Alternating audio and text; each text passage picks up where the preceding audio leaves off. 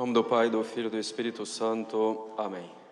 Ave Maria, cheia de graça, o Senhor é convosco. Bendita sois vós entre as mulheres. Bendito é o fruto do vosso ventre, Jesus.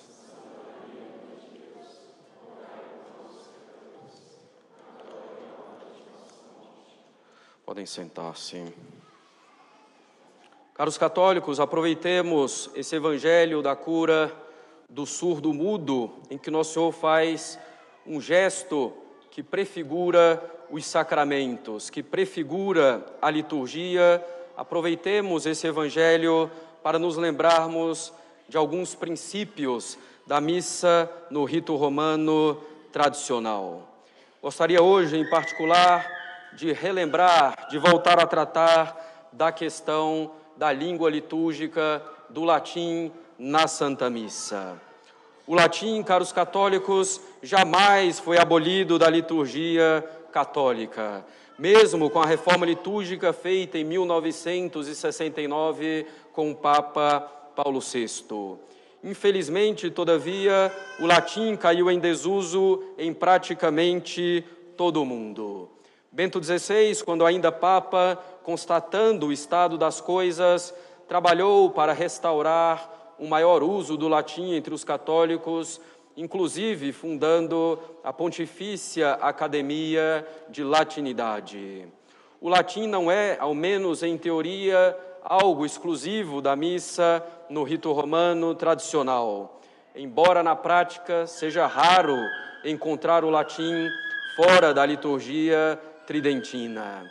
Evidentemente, o latim não é o aspecto mais importante da missa tradicional, pois o mais importante são as orações e os gestos que exprimem perfeitamente a doutrina católica.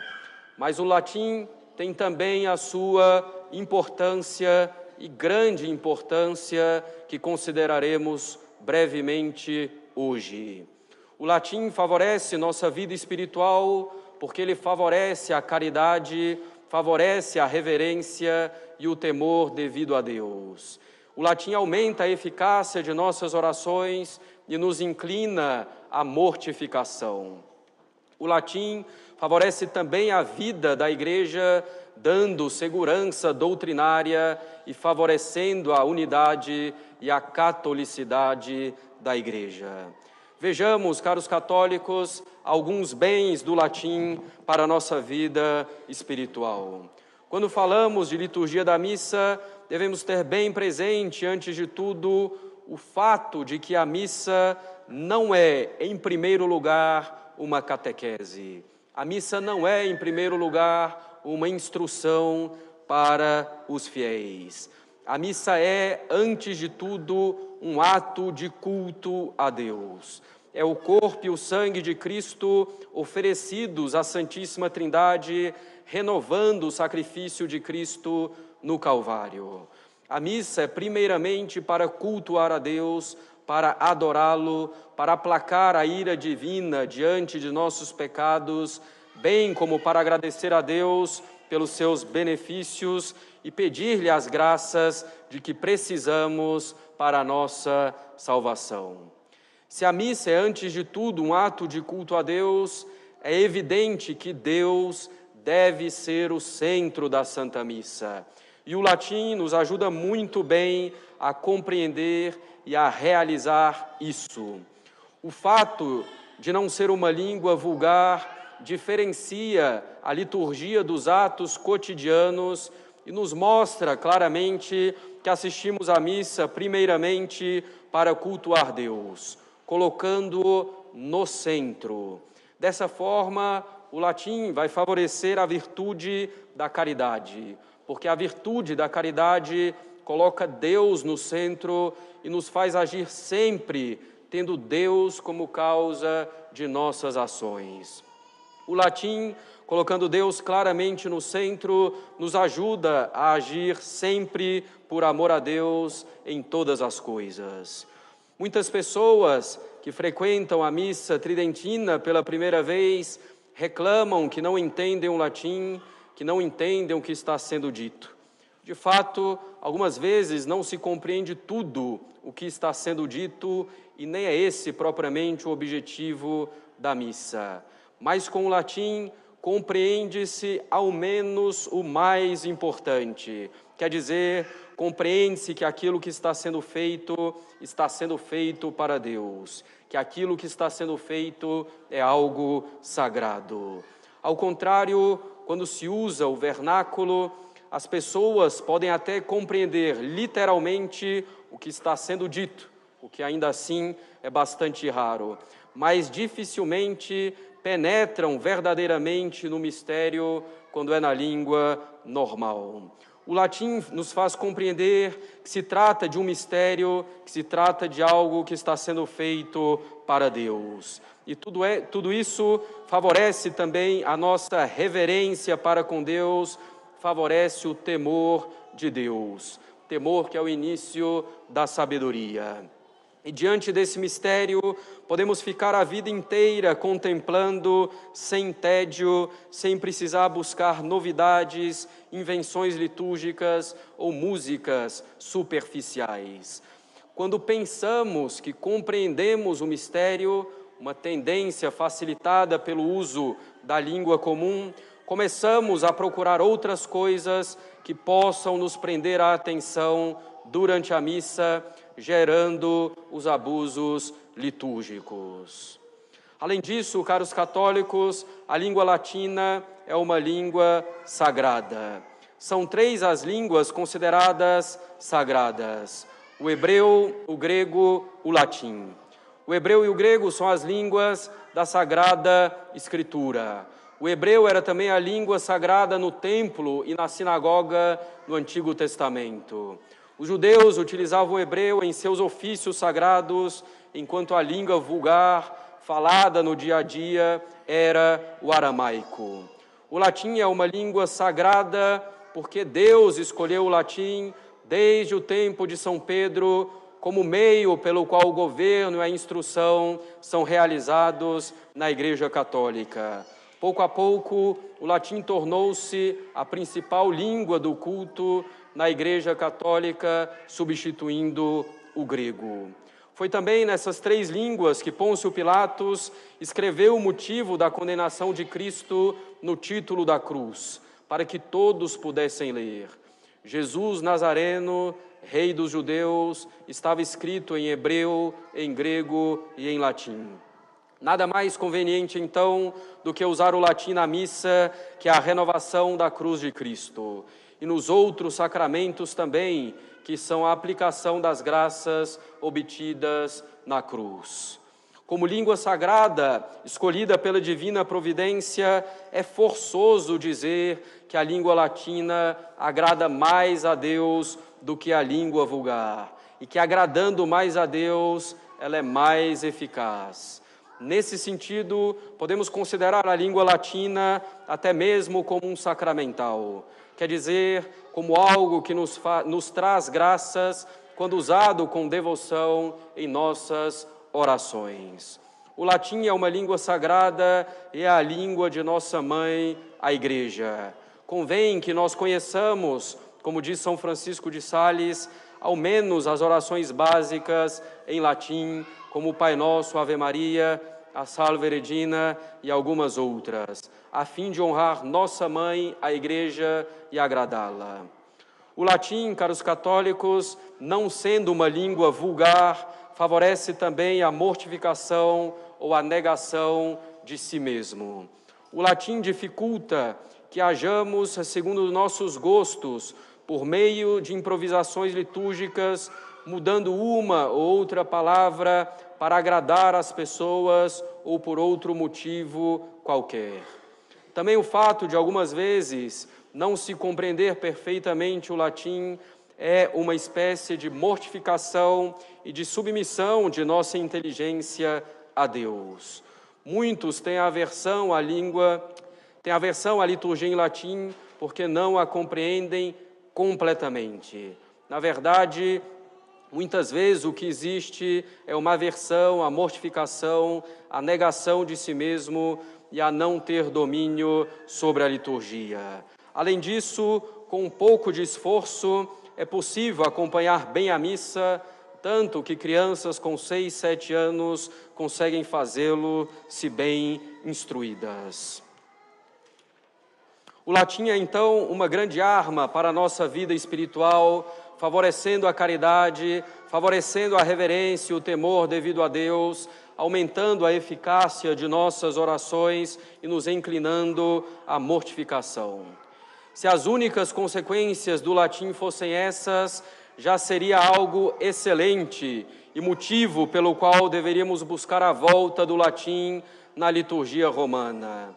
Todavia, os benefícios do latim vão muito além do simples benefício para a vida espiritual individual. Eles atingem a vida da própria Igreja no que toca à exatidão doutrinária, à unidade e à catolicidade da Igreja.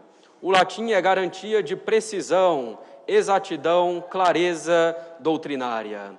O Papa João XXIII, na Constituição Apostólica Veterum Sapientia, a sabedoria dos antigos, diz que a língua latina tem um estilo conciso, rico, harmonioso, cheio de majestade e de dignidade, que singularmente contribui para a clareza e para a seriedade.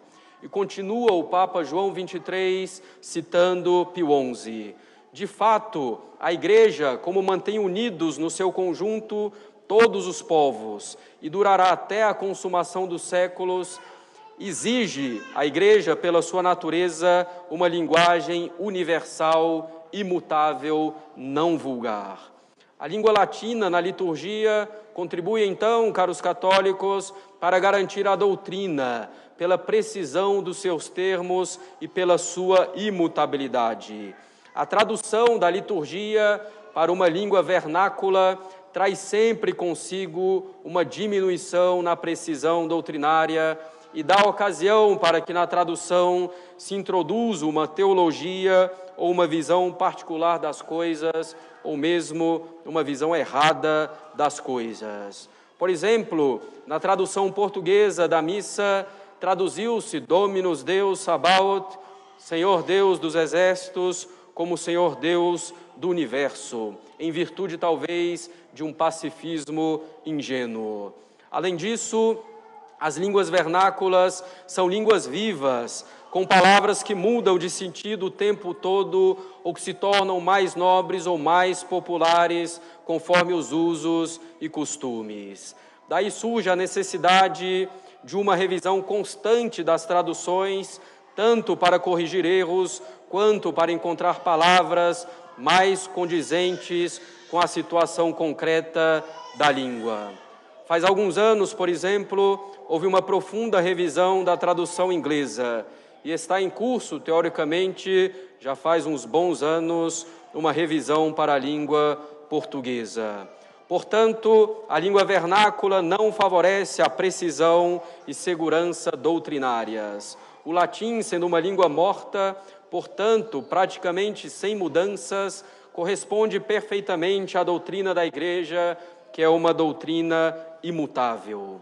A precisão da língua latina, a precisão dos termos forjados ao longo dos séculos de tradição litúrgica e teológica são garantias de acerto quanto à doutrina.